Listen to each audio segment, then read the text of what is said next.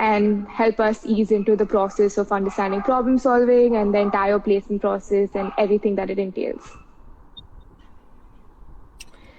Much obliged. Yes. Mr. Bhatnagar currently works as an SDE at Amazon. He started out as an Android developer at IEEE and then an intern and then a full-time employee at Amazon. Again, thank you so much for being here today. And without further ado, let's get started. Yeah, sure. So I'll give a brief introduction about myself, if that's fine. I usually consider myself as a pretty down-to-earth, logical person, and I believe that is the whole context on what I'll be pretty much talking about. Being down-to-earth and being logical. Because most of the times, the problems we see around us are pretty much self-induced. In most of the cases, you'll find people who are third-party viewers, they'll be realizing, listening to our problem and be like, hey, you know, your solution is probably this. You could have solved something this way. And then maybe a day later, maybe a week later, maybe a month later, people tend to realize, wait, maybe my problem wasn't really that big to begin with. And you tend to realize that trend on your preceding level, not your current level. Right now, I believe most of the viewers here are college students from first year ranging to fourth year. If anyone were to tell you, would you like to go back to class 10 just before your board exams or class 12 or the JEE mains right now? You'll be like, yeah, man, that was pretty much the most easiest part of my life. Right now, I'm pretty much crapping my pants. I don't know which companies are going to come. I don't know if I have the confidence enough to resort to solving anything. And you'll be wondering, was it really this bad when I was in school? So pretty much that would ideally be my point of discussion and how you'd be able to best tackle such situations. So I'd like to keep this as an interactive session so that I can answer pretty much people's doubts, because I don't believe I'm here to speak and tell my mind. I'm here to address issues which people might be facing on a day-to-day life. So yeah, without further ado, it'd be great to get some questions and understand how what people think right now. Yeah. Of course, yeah. I mean, that's exactly what's going through my mind, actually. Like, I'm really scared for the entire placement process and the uncertainty that's associated with it, which is why I'm really looking forward to this session to, like, help alleviate any of those doubts that I may have. Are you currently in your fourth year, by any chance? I'm in my third year. Well, I can say that the enthusiasm is a very bright one here. It's always great to see positive enthusiasm. Yeah. Thank you. Also, before we get started, like, if any of you have any questions, please feel free to use the chat box. I will be going through the chat section and doing my best to try to get all of your questions addressed. All right. So let's start with exactly what we're here for today, right? Like, students enter college with the hope of getting a good placement or like a 6 to 7 figure salary and whatnot. But like, I realized that there is often a gap in knowledge transfer between seniors and juniors. And as a result, many juniors end up doing a lot of like unrequisite stuff, which they think will add value to their resume, but maybe not as much and all that, right? Which is why I often find myself like a little lost when I go through all these sample problem solving questions, even despite doing like decently well academically, right? So my question basically is, what should second to third years expect in the problem solving part of the placement process?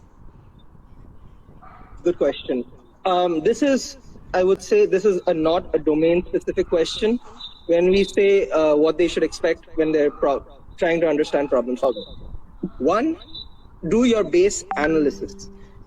The idea of problem solving is pretty much a two-step process. One is the analyzing and two is the strategizing. So once you analyze what your problem is and realize that is a problem to begin with, right? Many a times you don't want self-induced problems like, Mummy kya sochegi? What will my mom think? What will my dad think? What will my dog think? That's not what you want to aim at. You want to aim at what the reality and the ground truth is of the problem. For a second-year student or a third-year student or even for a first-year student, The primary problem for you is to understand that your environment is different. You're not in school anymore. No one will spoon feed you anything. Your professors are not going to give much attention to you for I'm being very respectful here, but since I've also passed through VIT, you will not get much from your professors unless and until you're inquisitive yourself. Second, as a second year student or a first year student, you should look at your overall self-development. College is not a place where you're pretty much accountable to anyone else. You're accountable to yourself. Your parents are not here. Your only surroundings are going to be your security guards, your friends, and probably your professors, and if you go to your proctor. These are the only people you are concerned with. Now, for second and third year students, when you're looking at problem solving, your understanding should be, how can I do well in the subject that I'm currently studying, pursuing? Well, first understand what you're doing. You can do that by taking the syllabus. The syllabus is readily available on VTop. You can ask your professors. Second, is it best to be prepared before the class? You already have established from the first, second classes that you attend that is your professor capable of teaching you something. Most of the cases, the answer to that will be the best, but the books that they recommend, VIT, I will have to say, is probably one of the best when it comes to framing your syllabus. The books that are recommended are probably one of the best as well. You may not have someone who's going to teach you that well, but you can always look it up on YouTube, do self-reading, and it doesn't hurt to go prepared to your class and understand what the teacher is going to teach you. Once you get a 9 GPA, it doesn't really matter if you attend the classes or not. But it will matter is if you are missing out on the knowledge that is being told. Now, I began this by telling that is it domain specific. No. Problems exist everywhere. A mechanical student, you can tell them that, hey, say you're supposed to use SolidWorks or supposed to use AutoCAD 3D or something. You're supposed to use to recreate maybe a scenario, maybe some animation. That's a problem for them, especially if you don't know how to do it. Can you say that, I give up, I won't be able to do it, I need to copy paste? Basically, I think this aired quite a while that engineers are pretty good at Control V, Control C. You don't have to especially do that. You can understand what the problem is, break it down into a small sector by first analyzing and then strategizing your approach to the most efficient way. Yes, 6-figure, 7-figure salaries are something which a lot of people look forward to, but then why do people feel that their life ends there? If you don't get a 6-figure, 7-figure salary at the end of your placement tenure or from PAT office, why do you feel that you are worthless? Agreed. Problem solving, maybe when I was a child, people used to look at it as a nice skill to have, but right now it's become more of a necessity, which is pretty much also the reason why a lot of schools are considering bringing down computer science from class 6. Why? Because that's probably the easiest and the most feasible way of teaching problem solving. If someone were to tell you, for problem solving, say in chemistry, you have to create an alkaline or a basic substance to create some nickel iodide batteries or nickel alkaline batteries, you'd probably end up with third-degree burns and probably some mishaps that would cost the school a fortune. Comparatively, you just break a for loop in a piece of code. So 6-7-figure salaries are something you should look forward to, and if you're capable and you feel you're capable based on your understanding of problem solving, go for it. You need to know if your ends meet the demands. Not knowing problem solving in today's world does not really make you worthless. However, it makes your worth less. Because then you're equivalent to someone who doesn't really know how to understand a problem and resolve it and would be dependent on someone else's solution all the time. I know that's kind of tricky because a lot of people, what they do is they pretty much copy paste things from Stack Overflow, and that's pretty much the summation of a lot of people's projects. Even just take something from GitHub and just showcase it. I don't say there's anything wrong with that. Anything that teaches you something and you learn from it is always good. But if it ends with just copy pasting just to like get done with something, you can understand where you're going wrong. And once you've understood it, the question really that arises is, what are you doing about it? So I hope that answers what is considered problem solving for second and third year students. And I hope I've touched a little bit on the aim of aiming for 6-7 lakh figure salaries. Yeah, I think like I've completely understood the importance of problem solving. And in fact, like I've always found the concept of problem solving really interesting. Like I think we had like a course on it in first year, and I thought like it was really interesting, and that's what like got me interested to the subject that I'm learning, and which is also why I'm really excited for this session. Also, I would also like if you have any examples for like a few common problem solving questions that are asked at the college level, then that would be great. Yes, I do. In fact, I'm going to segregate this into two parts. One, placement related, because I believe that is the primary concern here. So when it comes to placement related problem solving questions, you have a few. It could start from arrays, strings, user defined objects, recursion, dynamic programming, greedy, BFS, DFS, pretty much those lines. Everything that you've studied in Data Structures 101 and Basics of Algorithms, they're pretty much paradigms can be broken up into three main classifications: optimization, searching, and sorting. Because that's pretty much the task of every single problem. That if you notice, find these many x's in this matrix, or find the largest string, find this, find that, sort this, bring this out, or make this a simple something. So even though we've been in the computer, dare I say, the domain of computer intelligence, our classifications are still very limited to optimization, searching, and sorting. Because that's pretty much the go-to for everything. If you're building a web app, you need to understand the basics of client-server architecture, which is pretty much you send a call from A to B. You have MVC architecture where you add someone in the middle, because it's always better to have more people solve something, because it's better concerns of problems. Now that being said, for the viewers who are viewing, I believe that I might have said it a little past. I will reiterate it. Problems that you get in placements are arrays, strings, user-defined objects, object-related problems, recursion, dynamic programming, greedy, DFS, BFS, backtracking. Anything beyond that is beyond the scope, and the company is probably overcharging you for it. Anything beyond that. So like linked lists and heaps, the implementation of all of that. Not at all important. You will see the reason why I'm saying that that's unimportant is because, sure, understanding how a linked list works, reversing a linked list, and linked list related questions are important. But those are the same companies that will be probably providing you 3 to 4 LPA a year. Why? Because those objects already exist.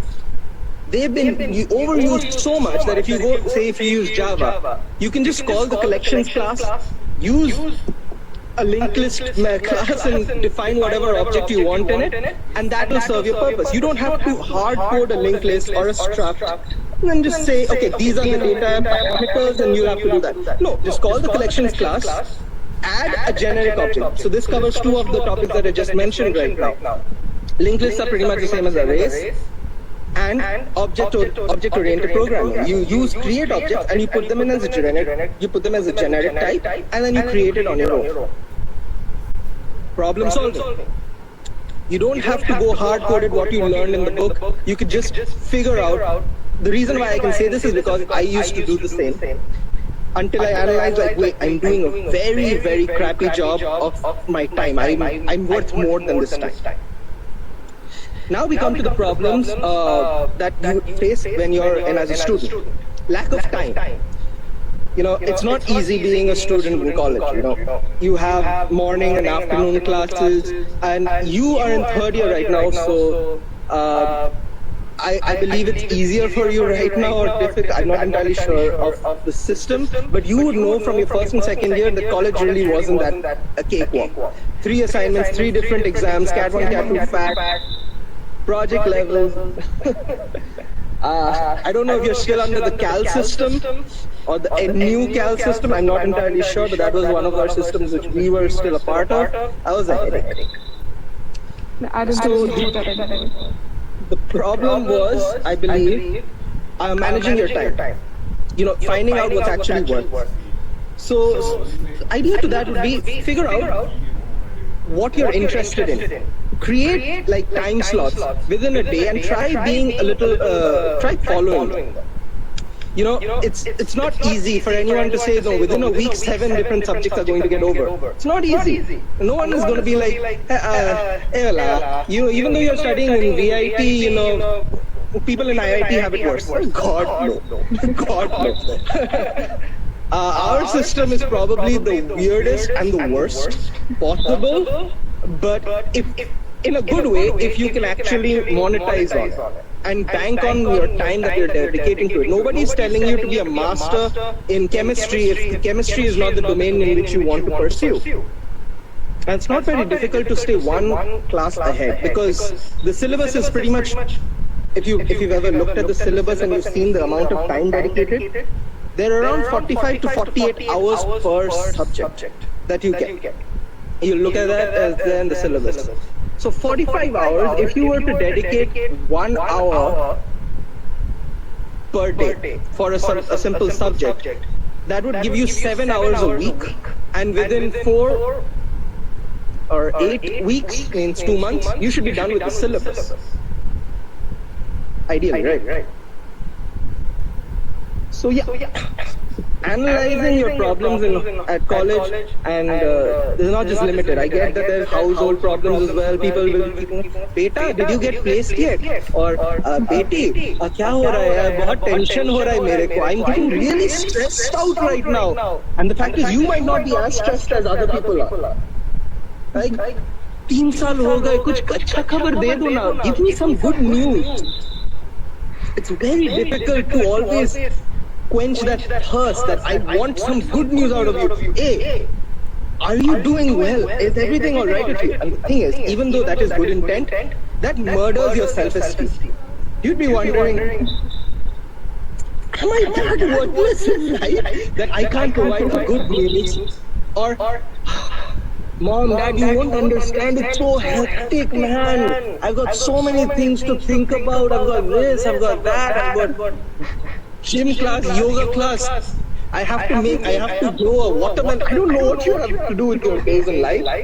But for the most part, when I spend my energy thinking about all these problems in life, I usually end up procrastinating. I'm like, I have so much to do. What am I going to do? I'm going to end up sleeping. Oh, watching Netflix. Oh, watching Netflix. So that's a legitimate problem, and I believe the best solution to that is don't pick up the call. Don't pick up the call. Don't communicate on WhatsApp. If you can, limit yourself, limit your phone, and just keep it switched off. Once you reach the hostel, dedicate 1-2 hours and just sit down and be like, you know what? I don't really want to study this subject, but let me just read one line. Sooner or later, you'll end up reading more than a line. And then once it reaches dinner time or lunchtime, you pick up the call, you talk like, I was studying. Yeah, it's okay. We can speak at this point of ours. It's good to have a busy schedule, but not an overwhelming schedule. There's a difference between being busy and being overwhelmed. Because you can mix up the two very easily. Being busy means that you know that your time is worth something. You're not giving your time away for free. Second, being overwhelmed is you have these many 24 fixed hours or 18 fixed hours that you can actually contribute, but from what is demanded from you is beyond your actual potential. And that's not really right to mix them up. Being busy means that you're giving your allocated time to something efficient, to prioritize for your self-development, to grow on something. That's what you'd want to do. Giving away and being overwhelmed means, do I do this? Do I do that? Do I do this? Oh my God, I have so many things to do and I don't know how to do it. You freak out, you panic, you start shouting at people, you lose your temper, you get anxiety, you get depressed at times. And God knows I've known so many people who've gotten depressed because of the curriculum of VIT and because they are unable to handle it. But yeah, I believe following these tips, prioritizing your time, creating a schedule, knowing that your time is worth and creating a busy schedule and not an overwhelming schedule, keeping your phone or any other distraction aside after you have completed some topic. Those would be my, I'd say advice to everyone watching who'd be able to benefit from it and probably monetize on their time better, because money is time. We've all heard of it. If you're not delivering on time, people will begin to question you and you will begin to question yourself. And what's worse than other people questioning you and you question yourself. Yeah. So I guess that should pretty much... I have a question with it. Is this being recorded by any chance? I mean, yeah, we're going to be saving, it's not getting recorded right now, but we are going to be saving the live recording after this. Yeah, because I believe that the attention, VIT believes this, and it's actually a reality that our attention span is pretty limited. And I don't really understand the network of people. If people will actually benefit from this, it would be better to give them, say, whatever the tips I'm speaking. All right, we'll do that. Yeah, of course. Yeah. So create a timetable that's practical, stick to it, and avoid all distractions. And that's like your advice to us to actually easy and overwhelming schedule as well. Please don't forget that as well. Yeah, of course. It's very easy because the line is very gray. I do know a lot of people who actually have created like a routine in which they start practicing, like at least like in between of their busy schedules, they at least try to do like 2 to 3 problem solving questions on websites like HackerOath or HackerRank every day. The questions that require a little bit more thinking and not like just the basic ones that earn you a badge. So do you think like this is a good idea, or do you have like any materials that you would suggest students to use when they're preparing? Yeah. I believe most of the questions are CS domain related, so I'll also be waiting for comments from people outside the CS domain related. And I have enough intelligence and understanding of other domains. I've done electrotherm, I've done thermodynamics, I've done electromagnetics. I've even done a certain amount of work in SolidWorks and the same. So yeah, I'm looking forward to people who are not from the CS to also ask some questions, because I believe that we are not only here for CS students. Coming to your question about HackerOath, HackerRank, and doing, anything is fine as long as you're not being repetitive. If you know something as simple as a for loop, don't practice it 1,000 times.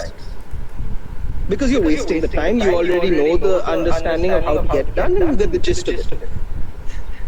While it is, we have like really powerful IDEs. We have really powerful development environments, integrated development environments, IDEs, like IntelliJ, Eclipse, that kind of solve the question for you as you go. They give you hints and annotations. I don't believe yet VIT has a certain way of getting that done. Neither would you get that in HackerRank or HackerOath when you're actually sitting face-to-face. If you are actually, by God's grace, you're getting something that is providing you that kind of intelligent code editing, that's good. For the most part, you won't. So what people in general would, especially who are new to coding and new to coding paradigms, they have difficulty in understanding, are they, okay, I'll frame it like this. Your self-esteem is based on how well you can perform in coding. If you have like 5 badges and you feel that your self-esteem is like really great and people should really look up to you, well, the question really comes here is, what kind of questions did you solve to get those 5 badges? And do you really feel that if given any question, you'll be able to solve it on the fly? For me, my self-esteem right now is around 70%. Given a question, I feel 70% confident that I'll be able to solve it. I'm not a genius, and I haven't gone through every single problem-solving paradigm to be able to say, hey, I can solve it. But for the average Joe or for the average Jenna, the percentage is much lower. The confidence is around 20 to 30%. That they feel that they will actually be able to solve the question. And this 20 to 30% for me also particularly because I'm not any different. To bring that up to 70% required me to be diverse in what I'm solving. If you're doing HackerRank, if you're doing HackerEarth, if you're doing Geeks for Geeks, Lead Code, Code Chef, Code Nation, God knows whatever code is going to come next, who knows? As long as you're being diverse about the problem. Remember, I told you 10 paradigms. Arrays, strings, object-oriented programming, recursion, dynamic programming, greedy, DFS, backtracking. Did I miss out on something? Recursion. I think I said recursion. Sorting. There are like 10 proper distinct paradigms which you should search, and you probably get a good understanding to do a simple Google search. It's like 5 minutes worth of task. You just do a Google search, you read through 3-4 people's blogs on their side, you can be able to find like, okay, 3 people say arrays are important, so arrays should be important. If you're going to just work on arrays, if you're going to just work on strings, you're going to specialize on something, especially when you're in your first year, where people don't expect you to be a specialist in anything. You're just going to waste your time, you won't have that diverse knowledge, and you'll be like, I've done 1,000 math problems on statistics. I'm literally amazing when it comes to Z graphs and this graphs and that graphs. Someone gives you a question on a simple reliability and you're like, what do I do? That's for the most part that happens. People will be sitting idle. They'll be sitting idle when it comes to the placement. They'll be sitting, waiting for a question, and they'll be wondering, oh God, I haven't studied this question. I don't know how to solve this. What do I do? And then be praying to God. Oh, let's hope this logic works. Let's hope that logic works. And often enough, you're wasting time because you're not strategizing on how to solve the problem. One, you also not had enough diverse knowledge to be able to approach the problem to begin with. You'll be thinking, okay, wait, this is an array-related question. No, maybe we can solve this by a linked list. Or maybe if I sort it like this, it'll work. No, not gonna. That rarely works out. You're wasting your time, and you're going to end up in the placement, wasting time. 30 minutes left, you have 2 questions which are still unsolved, and you'll be like panicking. Like, am I worthless? You'll have trauma and anxiety that will keep pressurizing you. And this is true. People will be like, it was a simple question, man. I could have solved it. If you could have solved it, it would have been solved. You didn't effectively utilize your time. You didn't understand the problem. You thought the problem was something else, and you're just trying a brute force method of getting an answer. I just want this to get over, man. Why am I being made to go through this paranoia? I don't even want to study problem solving. Many times, like you said, problem solving was enforced on a lot of students in their first year, and many people still don't really understand the benefit of it. People feel like, hey man, it's just a CS domain related subject. Why do I have to do it? I'm in mechanical civil. Where will I ever use problem solving? I'm in biotech. Where will I ever use problem solving? Well, good news. My specialization in computer science and engineering with a specialization in bioinformatics. I can answer your questions if you're at the bio-related questions. I hope I'm capable enough. Especially with the CGPA of 9.51 and understanding. Not because my professors were really nice. I'm sorry. This is tried and proven method. I didn't really get very good professors. But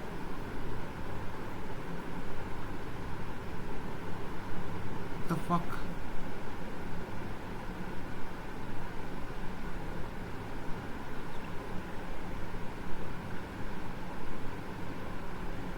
I haven't really found a marketing student or an MBA student with VIP till date. I don't know if anyone has ever encountered a marketing student or anyone has ever If anyone ever has talked to a Chinese student and then figured out that they're actually doing media and arts, I've actually been given the privilege of speaking to a really cute girl who was in my first year, who was riding a skateboard. Right. I was interested in the skateboard, but apparently I got hit on at the time. But then I was interested. So from my conversation, they're doing media and arts, which is great. But then their friends found me creepy that why am I asked so after the skateboard. Not a good conversation after that, but nevertheless, it's always good to have a diverse understanding. Of course. So I hope that answers the question to hacker rank and hacker. Yes. Yep. We also have a question from a viewer. We have it from Anika Kumar. I'm from Chemical, and do tell me what to do when we don't have great level of coding knowledge, any issues or points to be kept in mind during placement. Good question. If it's fine with you, just ask yourself one question. You've admitted you don't have good coding knowledge, and that's fine, man. You can learn coding in a month, so not that big a deal. The discussion is on problem solving. If given a problem, can you solve it? And the thing is, I'm not going to make it coding specific. Like I've already mentioned this prior. I believe you might have joined new. Problem solving is not limited to the domain of computer science. It is everywhere. If you're in chemical engineering, your problem could be how do I mix a certain amount of, say, chemical X with chemical Y to get maybe, I don't know, some biofuel? Ethanol with a certain amount of, say, organic matter. I'm a little rusty right now, but that I could get biofuel. Sure. That is one way you can look at how you can create problem solving. So if you mix that. Now, problem solving isn't really that simple, okay? That's pretty much manual labor. Your problem to that would be, say I'm given a concoction or maybe some type of emulsion, and I have to randomly classify and distribute different particles from that. That could be some kind of a hypothetical problem that you aim to solve. It is not different from the computer science paradigm of clustering, which is used a lot in machine learning. You have a center of your concerned regions. You have multiple little understandings of small little, when I say understandings, these are realistic objects, right? A good example to this would be, say you have a field, and there are scattered apples and oranges and bananas on the field. Some idiot probably threw them around. Your task would be, what would be the most efficient way to create three graphs or three segments that would classify the field to an average that if you go here, you'll find most number of apples. If you go here, you'll find most number of oranges. Here, you'll find most number of bananas. Now you see, to the viewer, Kanika, I believe she is Kanika, right? Anika. This has nothing to do with coding.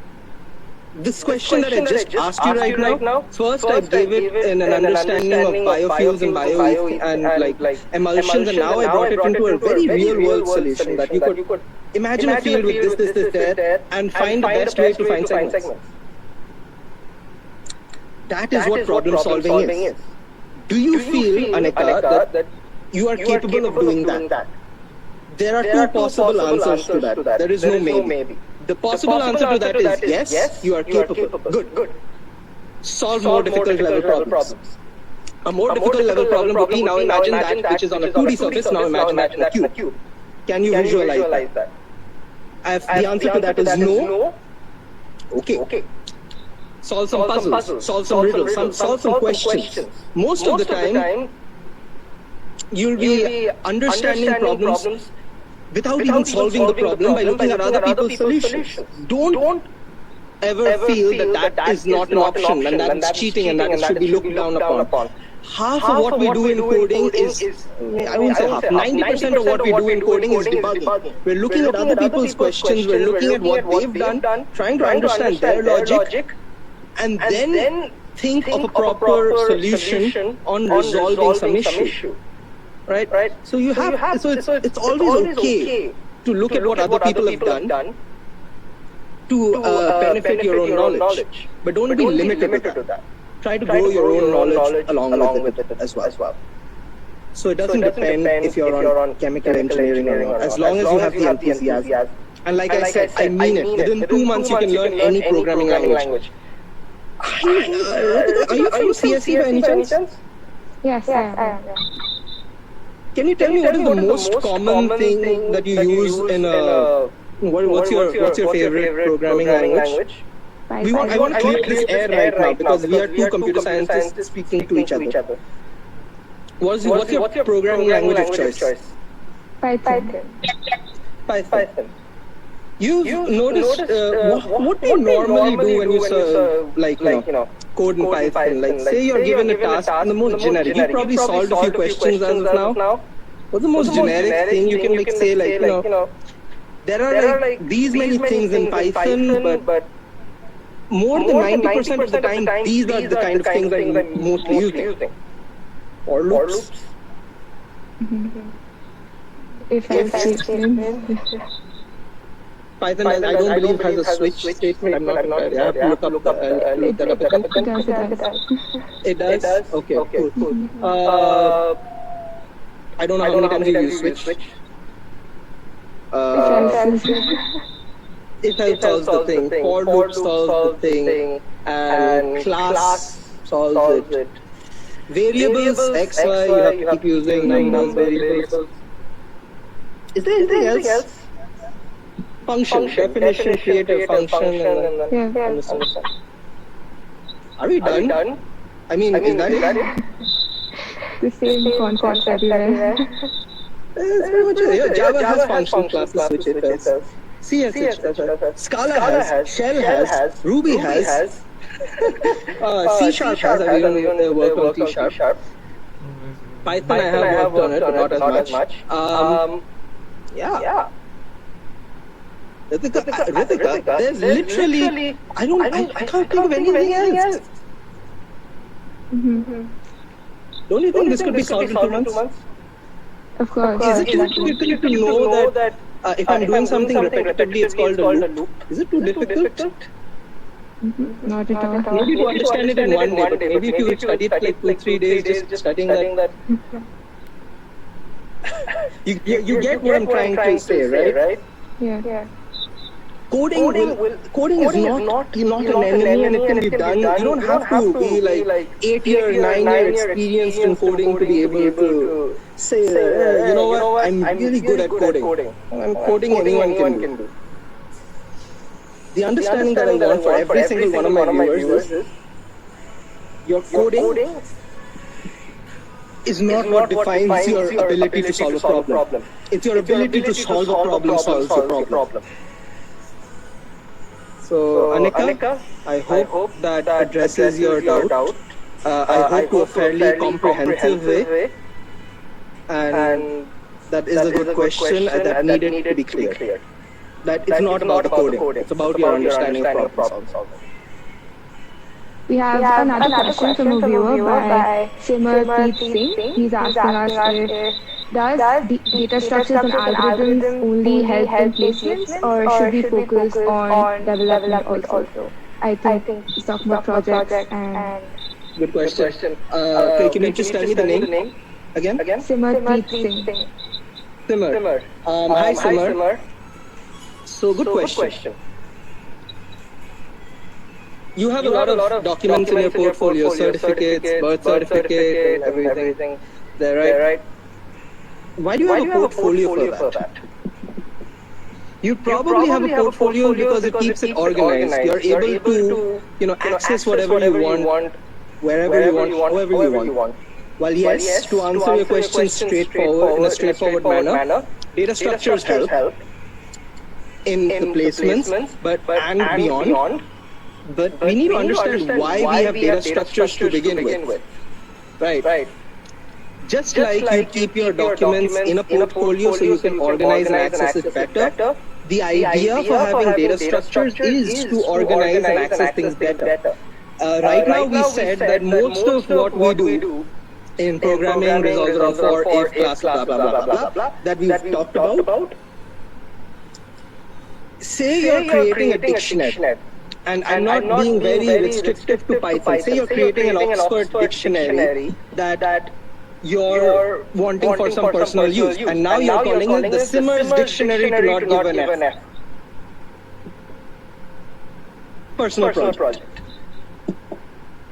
Would you like say you've created a beautiful dictionary of things like, when Simmer is hungry, Simmer will eat. When Simmer wants to not give an F, he will not give an F. When Simmer wants to do great in academics, he'll do great. Nobody needs to ask him. You created this beautiful catalog and has so much amount of data. And say you want to search something for it, like I'm Simmer and I don't know what I want to do right now. I want to search for it. You search for it. What are you going to do? You're going to look at every single one of your elements that you search? No, it's extremely disorganized. What you primarily want to do is you probably put it in a list. You'd create a loop and be like, if Simmer wants to say something, the computer will do that for you. The computer will search and sort it for you. They'll use some data structures. You might not be using if-else for, I'm sorry, you may be using if-else for most of your things and you're getting done with it right now.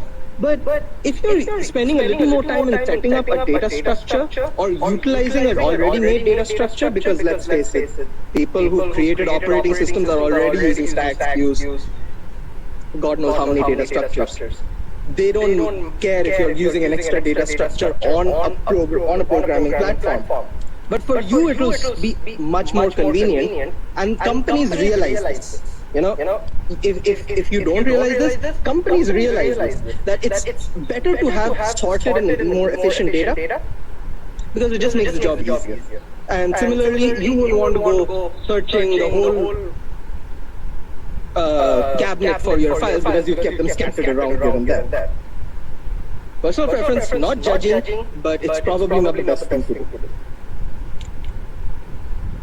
Yeah, I hope, Simmer, that answers your question about data structures and their importance in an everyday day life and computer science coding. I'm emphasizing this quite a lot because the most common and the most misleading thing that people normally do is they assume high-paying jobs are associated to only computer science-based domains and specializations. I don't come from this, hence this Venn graph does not intersect. I am not eligible. I won't be eligible. God no. You're not going to be eligible for only placement and training. The world will not deny you. You go off campus, you show your recruitment, you show a recruiter your certificate, you show them the projects you've done. And they're interesting projects, not just copy-pasted from GitHub. You show them, you let them know, and you show a certain amount of, people won't have trust in you because you're telling that, you're wanting to switch over to an engineering field of a different department or a different specialization. So you tell them that, you know what? It's not about the money. I just want to prove myself. You give me an internship opportunity in your esteemed organization for a month, for a two. You give me the opportunity. Ritika really mentioned me being an Android developer in IEEE and an intern in Amazon, and from an intern I became a full-timer at Amazon. Prior to that, I was an intern in another company as well, Vivo Consulting. And that was a reference-based opportunity that I got. The manager was like, I don't know what I'll give you in 1 month. I don't know what I'll do with you. As far as a salary is concerned, I don't know. That's what I was told. Head on. I was like, I agree. If I'm going to come here, if I'm going to put my time in the company and I'm not going to contribute to anything, I don't believe I deserve a salary to begin with.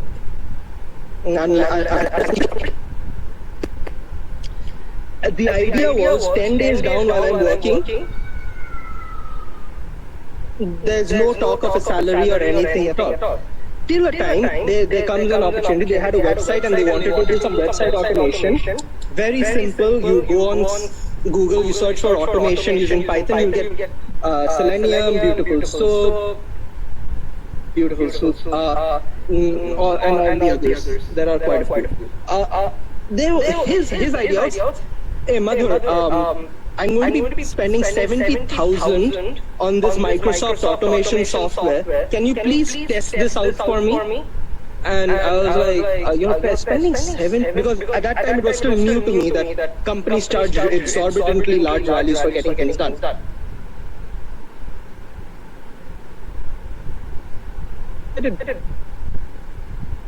Like, you can get it done. He was definitely, it's like, this was never something he even thought of. That there is someone who is there in their organization who can get something done for them for free. And it was pretty much like 20 lines of code to prove a test. And you're like, God, why am I spending 70,000 and there's this intern who can get this job done for me?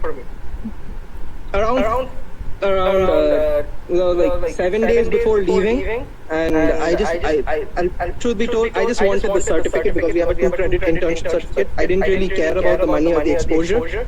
Like, you'll do great, man. Hey, listen, no, if you want, why don't you just join us? For my Bengali, because I'm a resident of Kolkata and I've been born and brought up here, the actual phrase he was like, "Bagher mughe rakto dekhiye paliye gele," which basically translates to, you show the tiger blood and are sniffing away, running away. You don't do that.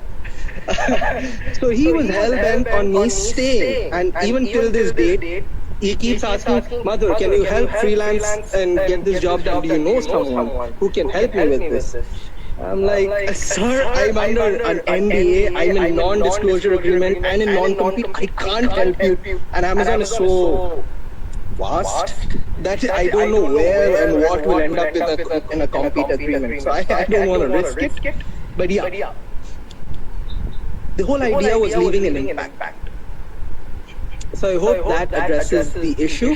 If you want, don't be specific to the fact that computer science is the only way you can get something done, and you must have this degree to get this done. Realistic statistics are, it's horrible for mechanical students, it's horrible for bio students, it's horrible for chemical students, it's horrible for civil students. Your super dream placements are at, they top at around 3 to 5 lakhs an annum. Sadly. But reality is, that is VIT. And that is IIT, that is NIT, that is everywhere. Nobody will pay you 6 to 7 figure salary for any entry-level domain in those designations.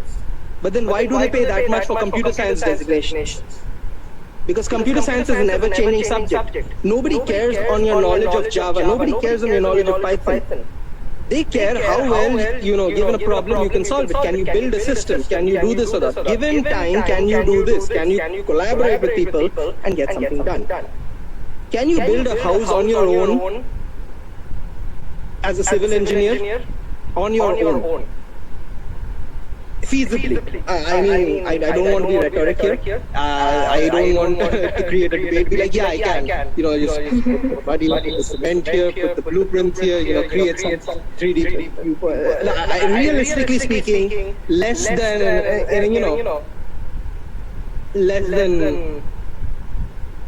in a year, in 6-month contracts. Can you do it?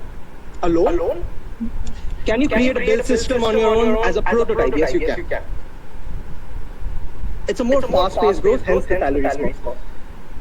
Don't bank on VIT to be giving you a placement. I believe everyone who is watching has a potential.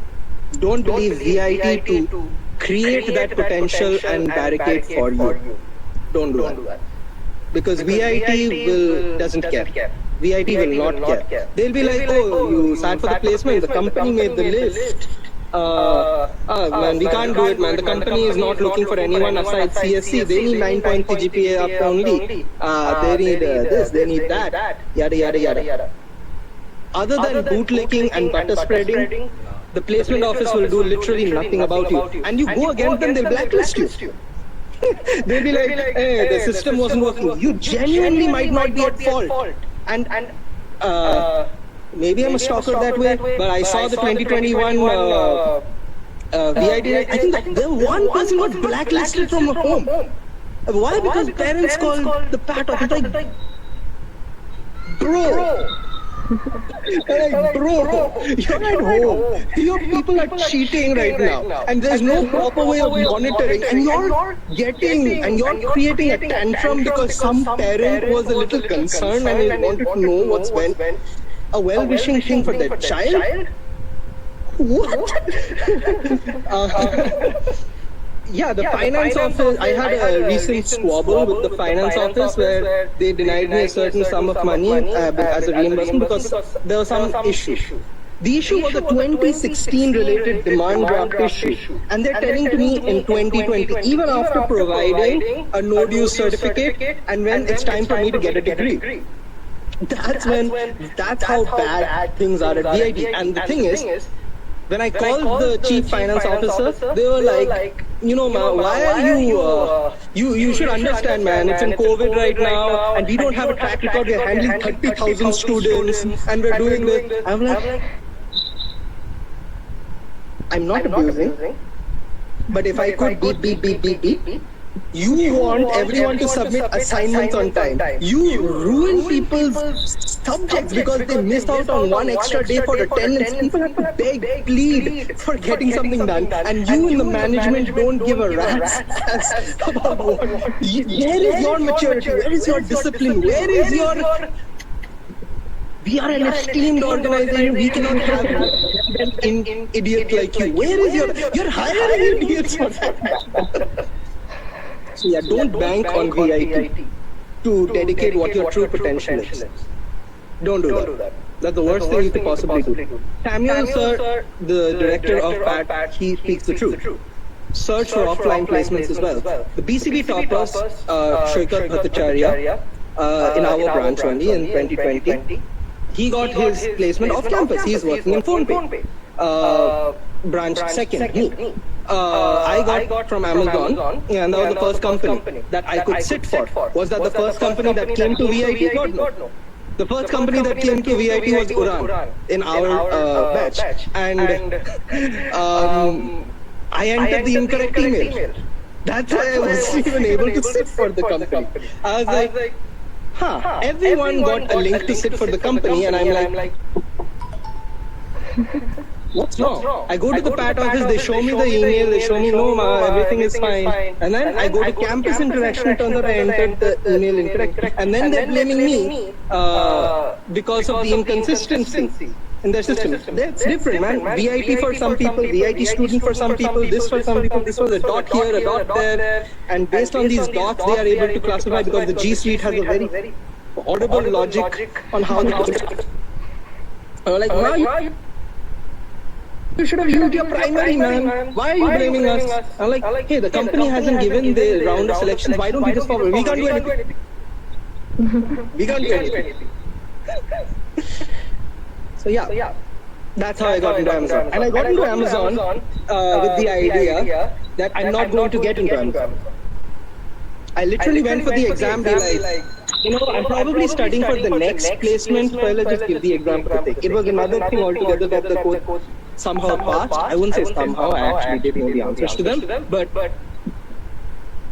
you know, when life gives you lemons, you make lemon. Or nimbu or achar or whatever floats your boat. I think you possibly answered every question I could have regarding the entire placement process, and like you've done a great deal to alleviate the kind of uncertainty that I had before this session, and so I thank you so much. This session has been incredibly insightful, and I'm so grateful to have the opportunity to host this webinar with you as our guest speaker. I'm pretty frequent on LinkedIn. For anyone who's watching or if you're gonna come up directly with me asking for a referral, you'll understand why I'll be a little hesitant because I don't probably know you. But if you ask for like insights and guidance or something, I might take a day, I might take a 2 days, but I respond fairly frequently on LinkedIn.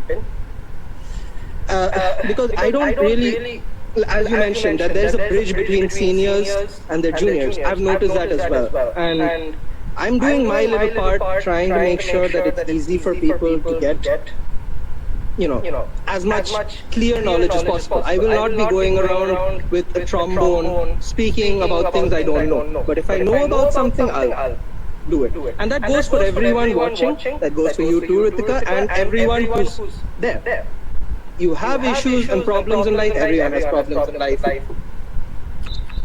Finding a solution yourself, analyzing and strategizing, best way possible. If you don't, no harm in looking at what other people have implemented. Stack Overflow, GitHub, asking for advice, looking for mentorship, it's fine. I believe questions don't end here for anyone. Even though the session might end, I don't generally admit that the session ends here. Because even after this, right now you're on third year, when you come to fourth year, I'm pretty confident when I say this that you'll also panic a little bit about the placements. People will not be remembering what I've said because, let's face it, I've said a lot of things.